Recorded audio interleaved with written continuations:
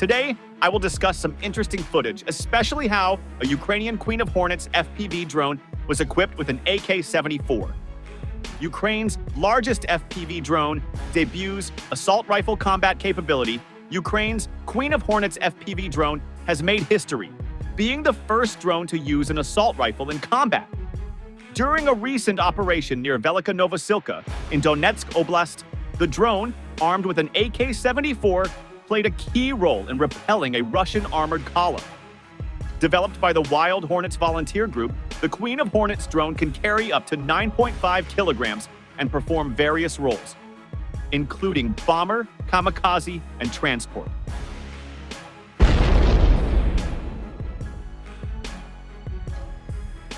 The drone's successful deployment highlights the adaptability of Ukraine's defense forces, combining conventional drones with innovative platforms to neutralize both vehicles and infantry.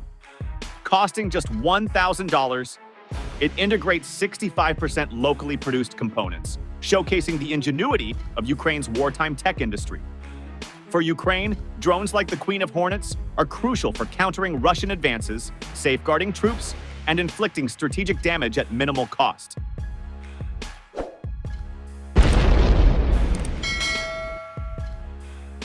For Russia, these developments signal a growing vulnerability as Ukraine's drone capabilities expand, complicating traditional defenses and exposing its forces to unpredictable, especially in a battle that could wipe out the entire Russian army.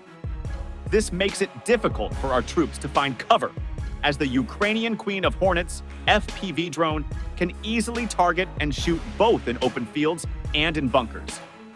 While from the Velyka Novosilka direction in Donetsk Oblast, Russian forces attempting to outflank Ukrainian positions near Velyka Novosilka found their advance toward Kurakove limited by their dependence on exposed roads through open terrain.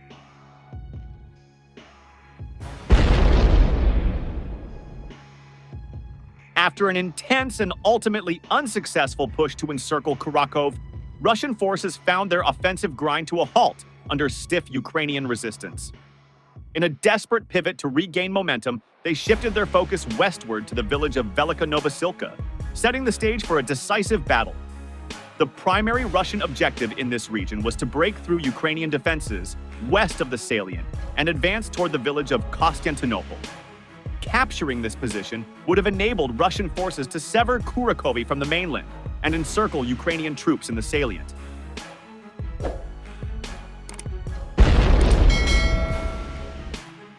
Anticipating this, the Ukrainian command acted decisively, fortifying the defensive line in front of Konstantinopol to block any potential Russian breakthrough.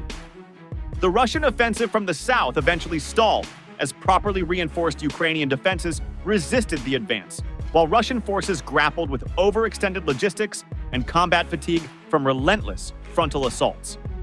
Recognizing the diminishing prospects of reaching Konstantinopol, the Russian command shifted their strategy.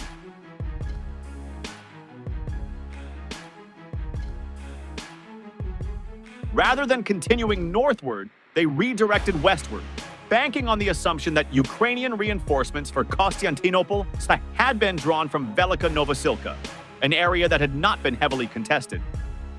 Seizing this opportunity, Russian forces attempted to outflank Velyka Novosilka. Instead of targeting Kurakove, Russian forces launched two distinct attack vectors in their operation. The first vector advanced directly from the village of Zolota Niva toward Velyka Novosilka via the main highway.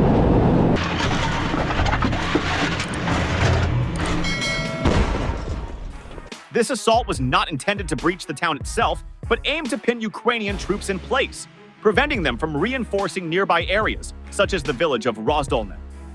The second vector targeted Rozdolne from Shakhtarsky, with the primary objective of severing a key logistical route leading to Velyka Novosilka.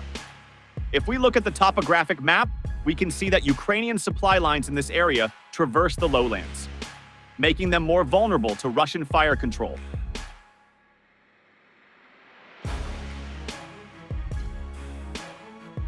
While alternative routes to the town exist, disrupting these supply lines aligns with the broader Russian strategy of undermining Ukrainian logistics.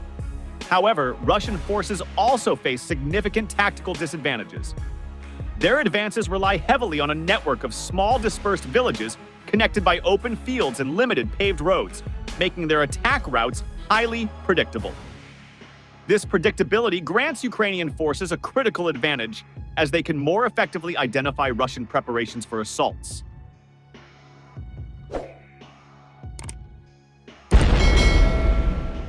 Additionally, the large distances Russian troops must traverse to concentrate forces in key staging areas such as Shakhtarsky and Zolota Niva hinder their ability to deploy large formations without detection.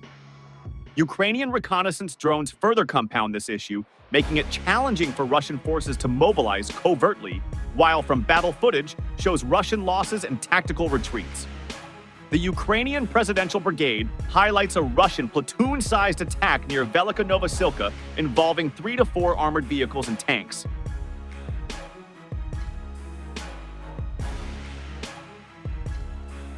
Due to the extensive open fields they must traverse, Russian vehicles are swiftly detected and targeted by Ukrainian drone operators. Despite suffering vehicle losses, Russian soldiers promptly dismounted and sought refuge in nearby tree lines to avoid becoming larger targets aboard their vehicles. While some managed to evade destruction through concealment, many were neutralized. Such engagements occur multiple times daily east of Velyka Novosilka, resulting in scattered survivors from decimated units gradually accumulating in tree lines that Russians claim to be secured.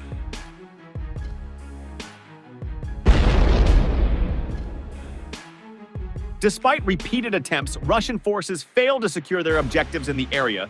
The shift in Russian focus from Kurakov to Velyka Novosilka underscores the limitations of their current operational capacity and highlights the adaptability of Ukrainian defenses. While the Russian attempt to outflank Ukrainian positions reveals a strategic pivot, their reliance on predictable roads and exposed formations leaves them vulnerable to precise Ukrainian countermeasures.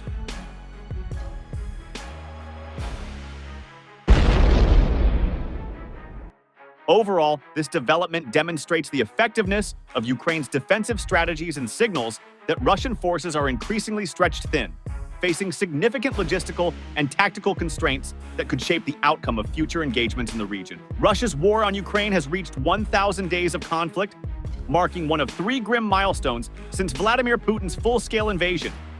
If we see this kind of battle, then it is very likely that it will last for another 1,000 days.